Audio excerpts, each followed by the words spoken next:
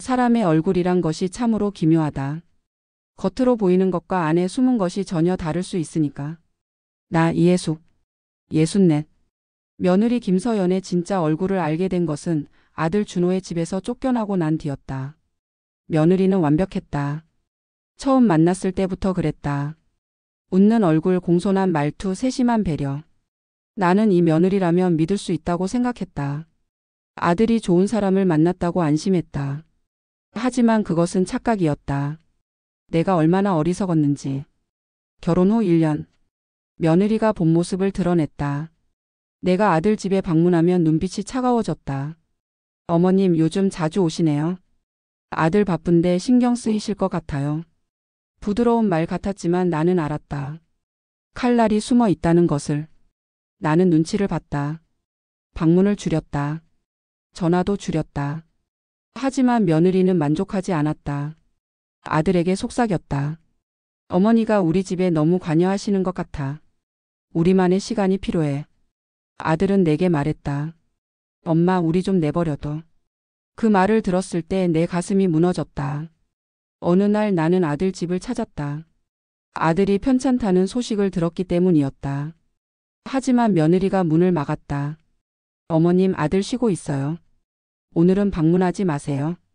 나는 아무 말도 하지 못하고 돌아섰다. 집으로 돌아오는 길 나는 울었다. 아들을 빼앗긴 기분이었다. 일주일 후 아들 친구에게서 연락이 왔다. 어머니, 아들이 병원에 입원했어요. 갑자기 쓰러졌대요. 중환자실이에요. 내 심장이 멎는 것 같았다. 나는 병원으로 달려갔다. 중환자실 앞에 며느리가 서 있었다. 눈물도 없었다. 표정도 없었다. 나는 중환자실 창문 너머로 아들을 보았다. 아들은 창백한 얼굴로 누워 있었다. 의식이 없었다. 내 눈에서 눈물이 흘렀다. 며느리는 그런 나를 힐끗 보고는 돌아섰다. 나는 밤새 아들 곁을 지켰다. 새벽에 의사가 왔다. 검사 결과 혈액에서 수면제 성분이 과다 검출되었다고 했다. 장기간 복용한 흔적이 보인다고. 나는 놀라며 물었다. 수면제요? 아들이 왜 수면제를? 의사가 말했다. 환자분이 직접 복용했는지 다른 경로로 섭취했는지 확인이 필요합니다. 그 순간 나는 며느리의 얼굴을 떠올렸다. 남편이 중환자실에 있는데도 태연하던 그 얼굴. 눈물 한 방울 흘리지 않던 그 차가운 눈빛. 나는 아들의 집으로 갔다. 며느리는 없었다. 나는 서재 책상 서랍을 열었다. 서류들이 있었다. 생명보험 계약서. 수익자가 며느리로 변경되어 있었다. 금액은 10억 원. 나는 손이 떨렸다. 다른 서류들을 뒤졌다. 통장 명의 변경 서류. 아들 명의의 예금 5억 원이 며느리 명의로 이체되어 있었다. 아파트 소유권 이전 계약서 초안도 있었다. 모든 재산이 며느리에게로 넘어가고 있었다. 나는 경찰에 신고했다. 경찰이 며느리의 과거를 조회했다. 결과는 충격적이었다. 본명 박미선. 결혼 사기 전과 이범. 이전에도 2번의 결혼을 통해 남성들의 재산을 가로챘다. 한 명은 의문의 사고로 사망했고 다른 한 명은 식물인간 상태였다. 나는 그 말을 듣고 온몸이 얼어붙었다. 내 아들도 그렇게 될 뻔했다는 것을. 경찰이 아들의 집을 압수수색했다. 주방 찬장에서 수면제가 발견되었다. 아들의 컵에서 미량의 수면제 성분이 검출되었다. 며느리가 매일 아들의 커피에 수면제를 타고 있었던 것이었다.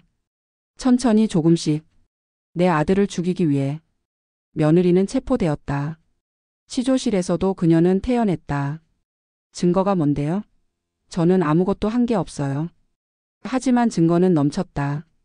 수면제 구매 기록, 보험 계약서, 통장 이체 내역, 그리고 아들의 혈액 검사 결과. 재판이 시작되었다. 검사가 말했다. 피고인은 계획적으로 피해자에게 접근했습니다. 재산을 노리고 결혼했으며 피해자를 살해하려 했습니다. 나는 증인으로 나갔다. 떨리는 목소리로 증언했다. 피고인은 처음부터 제 아들을 속였습니다. 다정한 며느리인 척하며 모든 재산을 빼앗으려 했습니다. 제 아들은 지금도 의식을 회복하지 못하고 있습니다. 제발 이 사람을 강하게 처벌해 주십시오. 판결이 내려졌다. 살인 미수 사기 문서 위조. 징역 15년. 며느리의 얼굴이 처음으로 일그러졌다. 항소하겠습니다. 하지만 판사는 단호했다. 피고인은 반성의 기미가 없습니다. 형량을 감경할 여지가 없습니다. 나는 그 말을 듣고 눈물을 흘렸다. 다행이었다. 정의가 이겼다. 아들은 한 달 후 의식을 회복했다. 병실에서 눈을 떴을 때 나는 아들의 손을 잡고 있었다. 아들이 물었다. 엄마, 며느리는? 나는 아들의 손을 더 세게 잡았다. 다 끝났어. 이제 괜찮아. 아들은 모든 것을 알게 되었다. 며느리의 정체, 그녀의 계획, 그리고 자신이 얼마나 죽음에 가까이 갔었는지. 아들은 울었다. 엄마 미안해. 내가 엄마 말을 들었어야 했는데. 엄마가 아니었으면 난 죽었어. 나는 아들의 머리를 쓰다듬었다. 괜찮아. 내가 살아있으면 됐어. 그것만으로 충분해. 몇 달 후 아들은 퇴원했다. 재산은 모두 되찾았다. 집도 통장도 보험도 원래대로 돌아왔다. 하지만 아들의 마음에는 깊은 상처가 남았다. 사람을 믿었는데 그 사람이 가면을 쓰고 있었다는 것. 그 배신감은 쉽게 사라지지 않았다. 나는 아들과 함께 살기 시작했다. 아들은 내게 말했다. 엄마, 이제 엄마 말 잘 들을게. 나는 미소 지었다. 내가 무사해서 다행이야. 며느리는 교도소에 있다. 15년. 긴 시간이다. 그녀는 창살 너머로 하늘을 보고 있을 것이다. 후회하고 있을까? 아니, 아마도 아닐 것이다. 그녀는 사이코패스였으니까. 나는 아들과 저녁을 먹으며 생각한다. 사람의 얼굴이란 것이 참으로 기묘하다. 겉으로 보이는 것과 안에 숨은 것이 전혀 다를 수 있으니까. 하지만 나는 이제 안다. 진실은 언젠가 드러난다는 것을. 가면은 언젠가 벗겨진다는 것을. 그리고 그때 정의가 이긴다는 것을. 아들은 나를 보며 말한다. 엄마 사랑해. 나는 대답한다. 나도. 우리는 따뜻한 집에서 함께 저녁을 먹는다. 밖은 추웠지만 안은 따뜻하다.